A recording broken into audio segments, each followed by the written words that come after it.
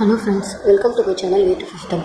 இன்றைக்கி CMA final நாள் என்ன டாபிக் பார்க்க போகிறோம் அப்படின்னா செபி லாஸ் அண்ட் ரெகுலேஷன் பற்றி பார்க்க போகிறோம்.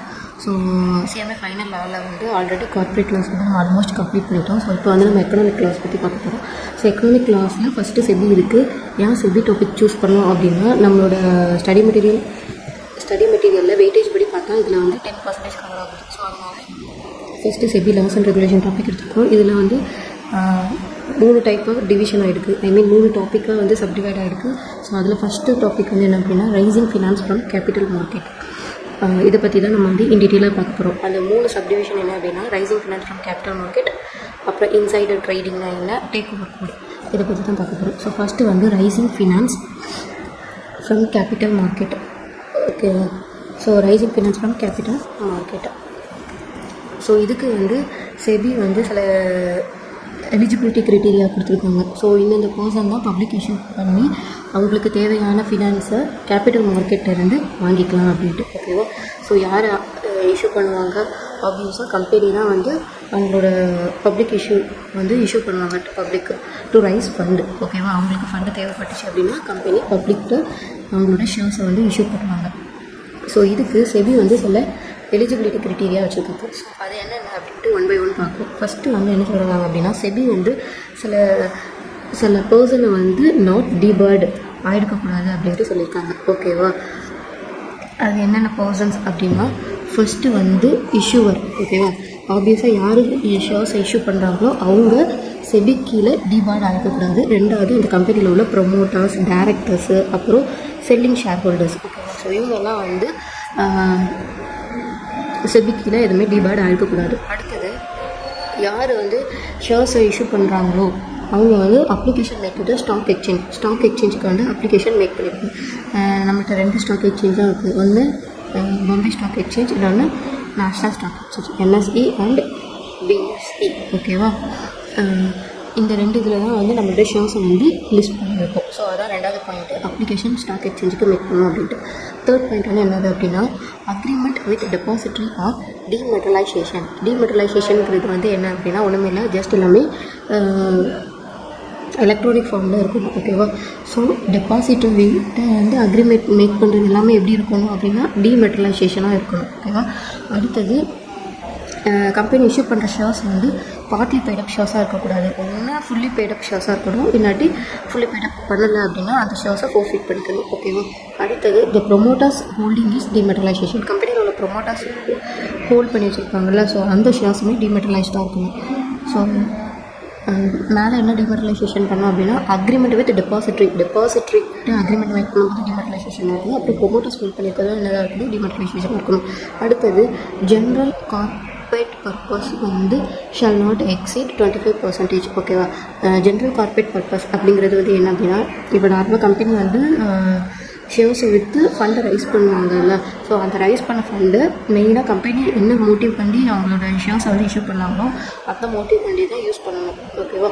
ஸோ அதை தவிர அவங்களோட ரெக்கார்டிங்ஸில் வந்து ஜென்ரல் பர்பஸ், கார்ப்பரேட் பர்பஸ் அப்படின்னு மென்ஷன் பண்ணிப்பாங்க. ஸோ ஸ்பெசிஃபிக்காக இந்த பர்பஸ் தானே இந்த ஃபண்டு யூஸ் பண்ணாமல் ஜென்ரல் கார்ப்பரேட் பர்பஸ் போட்டு அமௌண்ட் மென்ஷன் பண்ணியிருப்பாங்க. ஓகேவா? அந்த அமௌண்ட் வந்து 25%க்கு மேலே இருக்கக்கூடாது. அவங்க மொத்தமாக எவ்வளோ பப்ளிக் ஃபண்டு ரைஸ் பண்ணி வாங்கியிருக்காங்களோ 25%க்கு மேலே இந்த ஜென்ரல் கார்ப்பரேட் பர்பஸ் வந்து இருக்கக்கூடாது. ஓகேவா? அடுத்தது லாஸ்ட் பாயிண்ட் வந்து என்னென்னா, இந்த ப்ரொமோட்டர்ஸ், இஷ்யூவர், டெபாசிட்டர்ஸ் அவங்க வந்து வில்ஃபுல்லாக வந்து டிஃபால்ட்டர்ஸாக இருக்கக்கூடாது. ஓகேவா?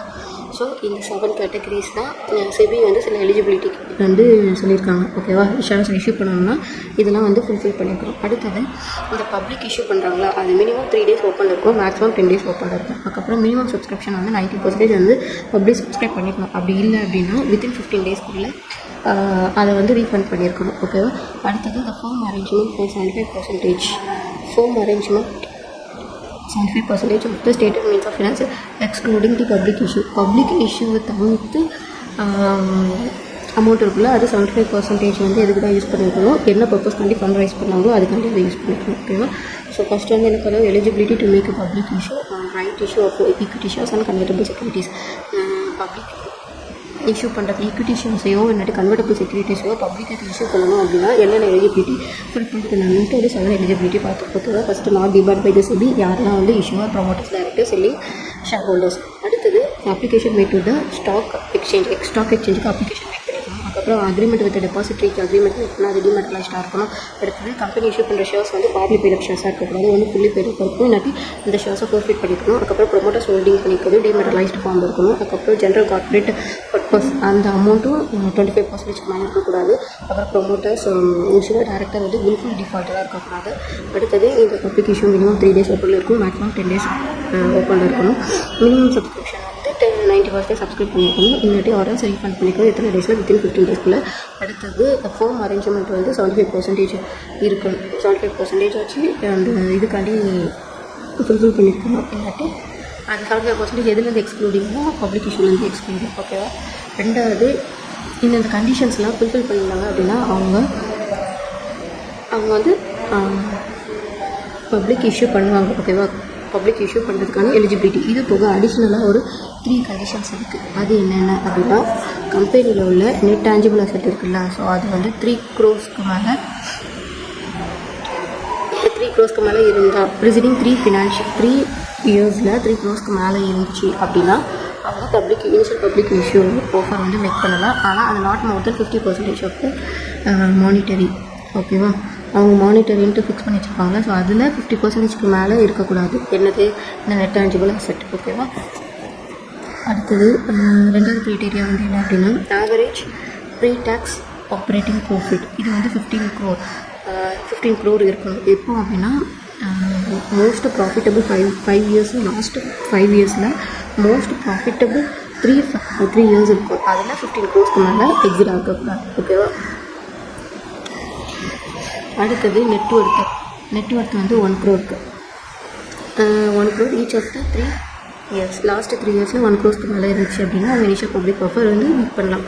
ஸோ நெட் டேஞ்சிபிள் அசெட்னா 3 crores மேலே இருந்தால், ப்ரிசைடிங் 3 ஃபினான்ஷியல் இயர் 3 crores மேலே இருந்தால் இனிஷியல் பப்ளிக் ஆஃபர் பண்ணலாம். அதில் ஒரே ஒரு கண்டிஷன் இருக்குது. என்ன அப்படின்னா, அந்த அமௌண்ட் வந்து நாட் மோர் தென் 50% ஆஃப் மானிட்டரிக்கு மேலே, மானிட்டரியில் 50%க்கு மேலே இருக்கக்கூடாது. அப்புறம் average pre tax operating profit வந்து 15 crore. எப்போ அப்படின்னா லாஸ்ட் 5 yearsல 3 most ப்ராஃபிட்டபிள் இயர்ஸில் 15 crore மேலே இருந்துச்சுன்னா இனிஷியல் பப்ளிக் ஆஃபர் மேக் பண்ணலாம். அடுத்தது நெட்ஒர்க்கு 1 crore. எப்போ அப்படின்னா லாஸ்ட்டு 3 yearsலையும் ஈச் இயர்ஸ்லையும் 1 crore எக்ஸிட் ஆச்சு அப்படின்னா இனிஷியல் பப்ளிக் ஆஃபர் வந்து மேக் பண்ணிக்கலாம். அடுத்தது இப்போ சப்போஸ் கம்பெனி வந்து நேம் சேஞ்ச் பண்ணுறாங்க அப்படின்னா, லாஸ்ட் இயரில் நேம் சேஞ்ச் பண்ணுறாங்க அப்படின்னா அந்த இயரில் 50% எவ்வளோ அவங்களோட டர்ன் ஓவர் இருக்கும் அதில் 50% வந்து நேம் சேஞ்ச் பண்ணதுக்கப்புறம் அவங்க வந்து ரெவன்யூவாக எடுத்துருக்கணும் அந்த டர்ன் ஓவரில். ஓகேவா. இதுதான் வந்து additional condition for initial public offering. இப்போ இந்த அடிஷ்னல் கண்டிஷன்ஸ் சாட்டிஸ்ஃபை பண்ணலை அப்படின்னா அதுலேயும் 2 எக்ஸாம்ஷன் கீழே நம்ம இனிஷியல் பப்ளிக் ஆஃபரிங் ஆஃபர் பண்ணிக்கலாம். ஒன்று வந்து என்னென்னா issue through book building process. ரெண்டாவது வந்து என்னென்னா இந்த issuer undertakes to allot at least 75%. Issuer undertakes to allot at least 75% of net profit to the public to QIB, Qualified Institutional Buyer. ஓகேவா. 75% வந்து யார் கலெக்ட் பண்ணிட்டாங்க அப்படின்னா நெட் ஆஃபர் டு பப்ளிக்கு ஆஃபர் பண்ணியிருந்தாங்க அப்படின்னா நீங்கள் இனிஷியல் பப்ளிக் ஆஃபரிங் வந்து இஷ்யூ பண்ணலாம். ஓகேவா. இதில் 2 பாயிண்ட் இருக்குது. என்னென்னா இந்த மினிமம் ப்ராஸ்பெக்டஸ் அலாட்டிஸ் வந்து 1000 இருக்கணும். அதுக்கப்புறம் இஷ்யூ வந்து மோர் தென் 100 crore மேலே இருந்துச்சு அப்படின்னா bank of financial institution quarterly report பண்ணியிருக்கணும். ஸ்டில் 95% யூட்டிலைசேஷன் கிடைக்கும். அப்புறம் இந்த issuer may opt in grading for initial public offering. இந்த இஷ்யூவர் வந்து கிரேட் பண்ணுவாங்க இனிஷியல் பப்ளிக் ஆஃபரிங். ஓகேவா. ஸோ இது வரைக்குமே ஒரே ஒரு மெயின் இது வரைக்குமே என்னது தான் அப்படின்னா இனிஷியல் பப்ளிக் ஆஃபரிங் இஷ்யூ பண்ணுறதுக்கான எலிஜிபிலிட்டி கண்டிஷன்ஸ் மட்டும் தான் நம்ம பார்த்துக்கோம். ஸோ ஃபஸ்ட்டு வந்து என்ன அப்படின்னா ஈக்விட்டி ஷேர்ஸை கன்வெர்ட்டபிள் செக்யூரிட்டிஸ் இஷ்யூ பண்ணணும் அப்படின்னா ஒரு 7 கண்டிஷன்ஸ் வந்து ஃபுல்ஃபில் பண்ணியிருக்கணும். சப்போஸ் அது ஃபுல்ஃபில் பண்ணல அப்படின்னா அது போக அடிஷ்னல் கண்டிஷனாக வந்து இந்த லிமிட்ஸ் வச்சு செக் பண்ணணும். நெட் டேஞ்சிபிள் அசெட், அதுக்கப்புறம் average pre tax operating profit, இல்லாட்டி நெட்ஒர்க். இதில் அந்த சர்டன் லிமிட் எக்ஸிட் ஆச்சு அப்படின்னா இனிஷியல் பப்ளிக் ஆஃபர் பண்ணிக்கலாம். லாஸ்ட்டு வந்து 2 இதில் எக்ஸாம்ஷன். ஓகேவா. இந்த மானிட்டரி கண்டிஷன்ஸ் இருக்காங்க, மானிட்டரி கண்டிஷன்ஸ் ஞாபகம் வச்சுக்கோங்க. ஓகேவா. இந்த மானிட்டரி கண்டிஷன்ஸ் வந்து ஃபுல்ஃபில் பண்ணலை அப்படின்னு அதில் 2 எக்ஸாம்ஷன் இருக்குது. அந்த 2 எக்ஸாம்ஷன் வந்து அவங்க இனிஷியல் பப்ளிக் ஆஃபர் பண்ணலாம். அவங்க வந்து புக் பில்டிங் ப்ராசஸ் கீழே இஷ்யூ பண்ணியிருந்தாலும், இல்லாட்டி இஷ்யூ பண்ணுறவங்க வந்து 75% வந்து யாருக்கு அலாட் பண்ணியிருந்தா நெட் ஆஃபர் டு பப்ளிக்கு பிஒய்பிக்கு வந்து இஷ்யூ பண்ணிட்டாங்க அப்படின்னா இனிஷியல் பப்ளிக் ஆஃபரிங் வந்து இஷ்யூ பண்ணலாம். ஸோ இதில் மினிமம் ப்ராஸ்பெக்டஸ் அலாட்டிஸ் வந்து எவ்வளோ இருக்கணும், 1000 இருக்கணும். அவங்க 100 crore மேலே இஷ்யூ பண்ணியிருந்தாங்க அப்படின்னா பேங்க் இல்லாட்டி ஃபினான்ஷியல் இன்ஸ்டிடியூஷன் குவார்ட்டர்லி ரிப்போர்ட் பண்ணணும். இது வரைக்கும்னா 95% அவங்க யூட்டிலைஸ் பண்ணுறதுக்கு வரைக்கும். அப்புறம் இஷ்யூர் வந்து கிரேட் ஃபார் இனிஷியல் பப்ளிக் ஆஃபரிங்க்கு கிரேட் கொடுப்பாங்க. ஓகேவா? இப்போது இதில் அப்பாயின்மெண்ட் ஆஃப் இன்டர்மீடியரிஸ்னு இதில் யார் சொல்லணும் அப்படின்னா ஃபஸ்ட்டு வந்து மர்ச்சன்ட் பேங்கர், ரெண்டாவது பேங்கர் டு இஷ்யூ, மூணாவது ரிஜிஸ்டர் டு இஷ்யூ, நாலாவது கம்ப்ளைண்ட்ஸ் ஆஃபீஸர், அஞ்சாவது in case of book building ப்ராசஸாக இருந்துச்சுன்னா அதில் இன்டர்மீடியட் யார் இருப்பாங்க அப்படின்னா சிண்டிகேட் மெம்பர்னா இன்டர்மீடியட்ஸ் தான் இருப்பாங்க. ஓகேவா? இது வந்து ஜஸ்ட்டு 1 வேர்ட்ஸில் கேட்க இருக்குது. ஓகேவா? இன்டர்மீடியட்ஸ்னு கொடுத்து இந்த லிஸ்ட் அவுட் பண்ணி கொடுத்துட்டு லாஸ்ட்டாக ஆல்ரெடி அவ்வளோ கொடுப்போம். அந்த மாதிரி ஏதாச்சும் 1 வேர்ட்ஸில் கேட்க வாய்ப்பு. அடுத்தது determinations of pricing of shares. So ஷேர்ஸை வந்து இஷ்யூ பண்ணுறதை பற்றி பார்த்துட்டோம். ரெண்டாவது இன்டர்மீடியட்ஸ் யாரெல்லாம் இன்டர்மீடியட்ஸ் சொல்லலாம். அடுத்தது அவங்க இஷ்யூ பண்ண ஷேர்ஸை வந்து எப்படி ப்ரைஸ் பண்ணுவாங்க அப்படின்னா, ஒன்று ஈக்விட்டி ஷேர்ஸ் கன்வெர்ட்டபிள் ஷேர்ஸாக இருந்துச்சு அப்படின்னா கன்வெர்ட்டபிள் ஷேர்ஸாக இருந்துச்சு அப்படின்னா யார்கிட்ட கன்சல்ட் பண்ணுவாங்க அப்படின்னா லீடு மர்ச்சன்ட் பேங்கர்கிட்ட கன்சல்ட் பண்ணுவாங்க. இல்லாட்டி புக் பில்டிங் ப்ராசஸ் கீழே விடுவாங்க. இதே வந்து டெப்ட் இன்ஸ்ட்ருமெண்ட்டாக இருந்துச்சு அப்படின்னா கூப்பன்ஸ் ரேட்டு இல்லாட்டி கன்வர்ஷன் ஆஃப் டெப்ட் இன்ஸ்ட்ருமெண்ட், இந்த ரெண்டுத்தையும் கன்சிடர் பண்ணிவிட்டு சேம் கூப்பன் ரேட்டுங்கிறது ரேட் ஆஃப் இன்ட்ரெஸ்ட். ஓகேவா? அதுக்கப்புறம் கன்வர்ஷன்ஸ் ஆஃப் டெப்ட் இன்ஸ்ட்ருமெண்ட், இந்த ரெண்டுத்தையும் கன்சிடர் பண்ணிவிட்டு அகைன் இதுக்கு போவாங்கன்னா லீடு மர்ச்சன்ட் பேங்க்கு கீழே போவாங்க. இல்லாட்டி புக் பில்டிங் ப்ராசஸ் கீழே அவங்களோட ஷேர்ஸை ப்ரைஸ் பண்ணிப்பாங்க. ஓகேவா? ஆஃப்டர் டாக்குமெண்ட் எல்லாம் முடிஞ்சதுக்கப்புறம் ப்ரைஸ் பண்ணுவாங்க. இல்லாட்டி ப்ரைஸ் பேண்ட் ஃபிக்ஸ் பண்ணுவாங்க, இந்த ரேஞ்சுக்குள்ளே ஃபிக்ஸ் பண்ணணும் அப்படின்ட்டு. இதே ஹெட்ஜிங் ப்ராஸ்பெக்டாஸாக இருந்துச்சு அப்படின்னா ஃப்ளோர் ப்ரைஸில் தான் ஷேர்ஸோட ப்ரைஸ் வந்து ஃபிக்ஸ் பண்ணுவாங்க. அப்புறம் இஷ்யூ ப்ரைஸ் வந்து shall not be less than the face value. ஓகேவா? ஃபேஸ் வேல்யூவோட இஷ்யூ ப்ரைஸ் வந்து லெஸ் ஆக கொடுக்கும். ரெகுலரிங் ப்ராஸ்பெக்டஸாக இருந்துச்சுன்னா ஃப்ளோர் ப்ரைஸில் இஷ்யூ பண்ணுவாங்க. ஆஃப்டர் டாக்குமெண்ட் முடிச்சதுக்கப்புறம் ப்ரைஸ் பேண்டில் ஷேர்ஸோட ப்ரைஸை வந்து ஃபிக்ஸ் பண்ணுவாங்க. ஓகேவா? கண்டிஷன் ஃபார் டிஃப்ரென்ஷியல் ப்ரைஸிங் வந்து உங்களுக்கு இதுலேயும் வந்து மீனிங் இருக்கும். அதாவது ஷேர்ஸ் வந்து ப்ரைஸ் பண்ணுறதை பற்றி மேலே பார்த்தோம்னா அந்த ப்ரைஸிங் வந்து ஒவ்வொரு பர்சனுக்கு ஏற்ற மாதிரி டிஃப்ரென்ஷியேட் பண்ணுவாங்க. ஓகேவா? ஒவ்வொரு பர்சனுக்கு ஏற்ற மாதிரி டிஃப்ரென்ஷியேட் பண்ணுவாங்க. ஸோ அதுதான் அதில் சில கண்டிஷன்ஸ் இருக்குது. என்ன கண்டிஷன்ஸ் அப்படின்னா maximum discount to the RII. ஓகேவா? ரீட்டைல் இண்டிவிஜுவல் இன்வெஸ்டருக்கு and employees entitled for reservations. உங்களுக்கு மேக்ஸிமம் எவ்வளோ டிஸ்கவுண்ட் அவைல் பண்ணுவாங்க அப்படின்னா 10% of the price to the other categories. இது எந்த ஃபேஸ் வேல்யூவும் கிடையாது, இஷ்யூ ப்ரைஸும் கிடையாது. என்னதுன்னா அதர் கேட்டகரிஸ், மற்ற கேட்டகரிஸ்க்கு எவ்வளோ ப்ரைஸ் ஃபிக்ஸ் பண்ணுறாங்களோ அதில் 10% தான் எங்களுக்கு டிஸ்கவுண்ட் பண்ணுவாங்க. யாருக்கு? RIIக்கும் எம்ப்ளாயீஸ் என்டைட்டில் ஃபார் ரிசர்வேஷனுக்கும். ஓகேவா? இதே புக் பில்டிங் இஷ்யூ கீழே வந்துச்சாங்க அப்படின்னா ப்ரைஸ் டு ஆங்கர் இன்வெஸ்டருக்கு என்ன டிஸ்கவுண்ட் கொடுப்பாங்கன்னா shall not be less than the other categories. மற்ற கேட்டகரிஸ்க்கு என்ன ரேட் கொடுக்காங்களோ அதுதான் ஆங்கர் இன்வெஸ்டருக்கும் ப்ரைஸும் கொடுத்தாங்க. ஓகேவா? இதில் ஆங்கர் இன்வெஸ்டருங்கிறது யார் அப்படின்னா கம்பெனி வந்து ஃபஸ்ட்டு அவங்களோட இனிஷியல் பப்ளிக் ஆஃபரிங் வந்து வெளியில் இஷ்யூ பண்ணுறதுக்கு முன்னாடி உள்ள மெம்பர்ஸே வந்து அந்த ஷேர்ஸை வந்து வாங்குவாங்க. ஸோ அவங்கள தான் ஆங்கர் இன்வெஸ்டர் சொல்லுவாங்க. அப்புறம் இவங்களுக்கு சில கண்டிஷன்ஸ் இருக்குது. அப்படின்னு என்னென்னா இந்த டேர்ம் ஆஃப் டைம் வரைக்கும் நீங்கள் கம்பெனியில் வந்து இந்த ஷேர்ஸை ஹோல்ட் பண்ணி வச்சுருக்கணும் அப்படின்ட்டு ஒரு சில கண்டிஷன்ஸ் இருக்கும். அவங்க தான் ஆங்கர் இன்வெஸ்டர். ஓகேவா? ஸோ இவங்களுக்கு ப்ரைஸிங் எப்படி இருக்கும் அப்படின்னா மற்ற கேட்டகரிஸில் எப்படி இருக்கணும் அதே ப்ரைஸிங் தான் இவங்களுக்கும் இருக்கணும். அந்த கேட்டகரிஸோட லெஸ்ஸாக இருக்கக்கூடாது அப்படின்னு சொல்லிட்டு. ஓகேவா? அடுத்தது alternative method of book building.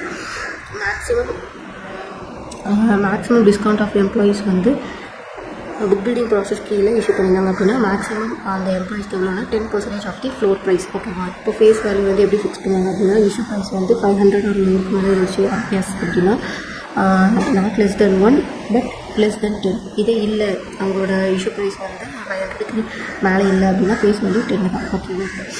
அடுத்தது இனிஷியல் பப்ளிக் ஆஃபர் வந்து இஷ்யூ பண்ணுறாங்க. ஸோ அதில் மினிமம் ப்ரொமோட்டர்ஸ் வந்து எவ்வளோ கான்ட்ரிபியூட் பண்ணணும் அப்படின்னா 25% ஆஃப் போஸ்ட் இஷ்யூ கேபிட்டலில் 25% யார் கான்ட்ரிபியூட் பண்ணிக்கணும்? ப்ரொமோட்டர்ஸ் கான்ட்ரிபியூட் பண்ணிக்கணும். ஸோ இவங்க அந்த ஷேர்ஸ் எவ்வளோ நாள் வச்சுருக்கணும் அப்படின்ட்டு ஒரு லாக்இன் பீரியட் இருக்குது. ஓகேவா? அது வந்து மினிமம் ப்ரொமோட்டர்ஸ் கான்ட்ரிபியூஷன்னா இதுதான் அந்த 20% ஆஃப் போஸ்ட் இஷ்யூ கேபிட்டல். ஓகேவா? இதுதான் வந்து மினிமம் கான்ட்ரிபியூட்டர். இது ஹோல்ட் பண்ணிட்டாங்க அப்படின்னா 3 years. இது போக அடிஷ்னலாக வச்சுருந்தாங்க அப்படின்னா 1 year மட்டும் ஹோல்ட் பண்ணியிருக்காங்க. ஓகேவா? அடுத்தது last point allocation to net offer to public. Net offer to பப்ளிக்குங்கிறது வந்து நம்ம ஒரு பாயிண்டில் படித்தோம். என்ன படித்தோம்? இந்த எக்ஸம்ஷனுக்கு கீழே மேலே அந்த 4 மானிட்டரி கண்டிஷன்ஸ் இருந்துச்சுன்னா அந்த மானிட்டரி கண்டிஷன்ஸை ஃபுல்ஃபில் பண்ணலனாலுமே இந்த 2 எக்ஸம்ஷனுக்கு கீழே வந்து என்ன பண்ணிக்கலாம், இனிஷியல் பப்ளிக் ஆஃபரிங் மேக் பண்ணிக்கணும்னு சொல்லியிருந்தாங்க. ஸோ ஃபஸ்ட்டு வந்து என்னென்னா பில்டிங் ப்ராசஸ் கீழே போயிருந்தாலோ இல்லாட்டி அந்த இஷ்யூவர் வந்து allocate at least 75% to the late offer to public to QIBக்கு இஷ்யூ பண்ணியிருந்தாங்க அப்படின்னா அவங்க வந்து இனிஷியல் பப்ளிக் ஆஃபரிங் வந்து இஷ்யூ பண்ணிக்கலாம். ஓகேவா? ஸோ அதுதான். ஸோ இதில் 3 டைப்ஸ் இருக்கும். ஒன்று புக் பில்டிங் regarding 6 subsection 1 இது வந்து அந்த 4 மானிட்டரி கண்டிஷன். 6 subsection 2 வந்து அந்த exemption condition.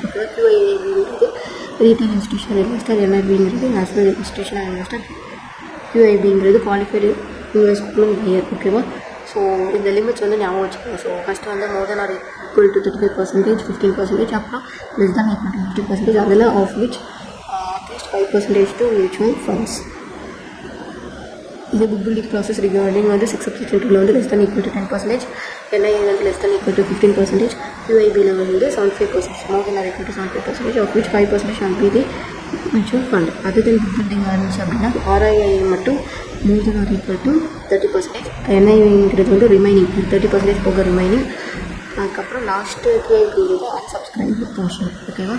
So first RII, NII, QIB. ஓகேவா? அதே மாதிரி இங்கே book building regarding 6 subsection 1, 6 subsection 2 அதுதான் புக் பில்டிங். இதை மட்டும் ஞாபகம் வச்சுக்கோங்க. So first more than equal to 35, more than equal to 15. மோர் தென் வந்துச்சுன்னா இங்கே லெஸ் தென் 50. ஓகேவா? ஸோ நெக்ஸ்ட்டு லெஸ் தென் வந்துச்சுன்னா இங்கே மோர் தென் 50, அதோட ப்ளஸ் 25 ஆட் பண்ணி 75. இங்கே more than equal to 35, last more than equal to 30. இங்கே 15, இங்கேயும் 15. இந்த இது மட்டும் சைன் மட்டும் சேஞ்ச் ஆகும். ஓகேவா? ஸோ அவ்வளோதான். இப்போ நம்ம மாடியூல் 4ல் 4.1 வந்து கம்ப்ளீட் பண்ணிட்டோம். நெக்ஸ்ட்டு இன்சைடர் ட்ரேடிங்கும் டேக் ஓவர் கோடும் இருக்குது.